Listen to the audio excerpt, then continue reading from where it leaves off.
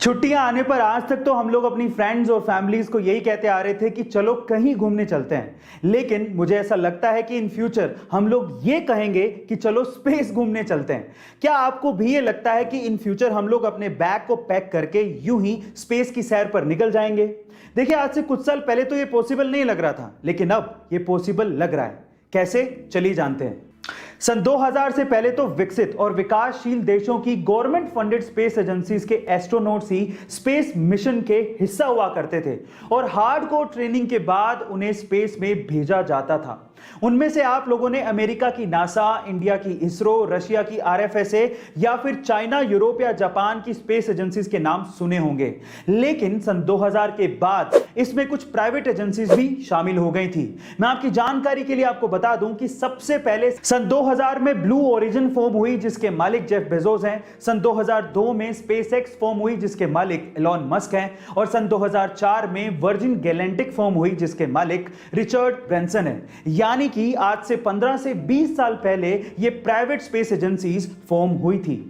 In private space agencies के space missions में से एक मिशन यह भी था कि सस्ती स्पेस व्हीकल्स बनाई जाएं ताकि एस्ट्रोनॉट्स के अलावा बाकी लोग भी स्पेस का नजारा ले सकें। और अब फाइनली ये सपना पूरा होता दिख रहा है। बाय द वे, स्पेस अर्थ से ज्यादा दूर नहीं है जहां पर आप जीरो ग्रेविटी का आनंद ले सकते हैं। ऐसा कहा जाता है कि अर्थ से 80 से 100 किलोमीटर ऊपर वो स्पेस शुरू हो जाता है जहां पर आप जीरो ग्रेविटी को फील कर सकते हैं। पर ये 80 से 100 किलोमीटर की दूरी को फांदने में भी इन प्राइवेट एजेंसीज को 15 से 20 साल लग गए और फाइनली जेफ बेजोस और रिचर्ड ब्रैंसन की कंपनियों ने यह कर दिखाया। तो चलिए इनके बारे में बात करते हैं एक एक करके।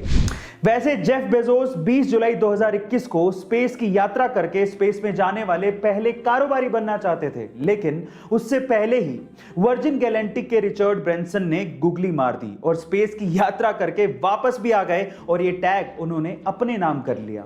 फिर उसके बाद बारी आई जेफ बेजोस की। लेकिन जेफ बेजोस और रिचर्ड ब्रैंसन के जाने का तरीका बेहद अलग था। सबसे पहले हम बात करते हैं रिचर्ड ब्रैंसन के जाने के तरीके की। गाइस, 11 जुलाई 2021 को रिचर्ड ब्रैंसन अपने 2 पायलट और 3 क्रू मेंबर्स के साथ स्पेस की यात्रा पर गए, जिसमें से एक क्रू मेंबर एक इंडियन ओरिजिन की लड़की थी जिसका नाम था Sirisha Bandla. So guys, proud to be an Indian. लेकिन वो किसी रॉकेट पर नहीं गए थे, वो एक नॉर्मल प्लेन के जैसा था, एक एरोप्लेन के जैसा, जिसके बीच में एक स्पेस प्लेन लगा हुआ था जिसका नाम था यूनिटी।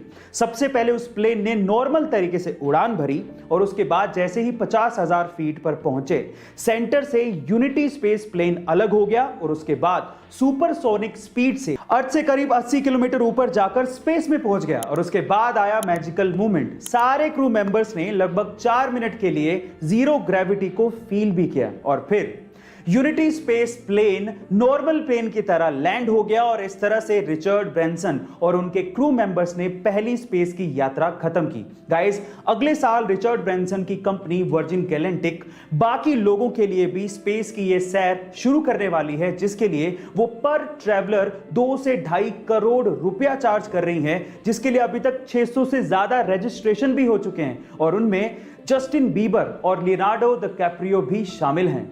और अब बात करते हैं जेफ बेजोस की, जो कि अपने भाई और 2 और क्रू मेंबर्स के साथ 20 जुलाई 2021 को ब्लू ओरिजिन के न्यू शेफर्ड स्पेसशिप में बैठ के स्पेस की यात्रा पर गए थे।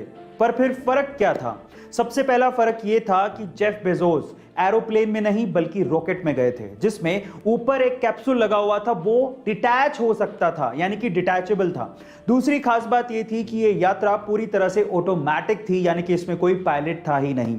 तीसरी खास बात यह थी कि पहली बार किसी स्पेसशिप में कैप्सूल पर इतने बड़े बड़े ग्लासेस लगे हुए थे जिससे बाहर का नजारा बहुत ही क्लासिक दिखता था।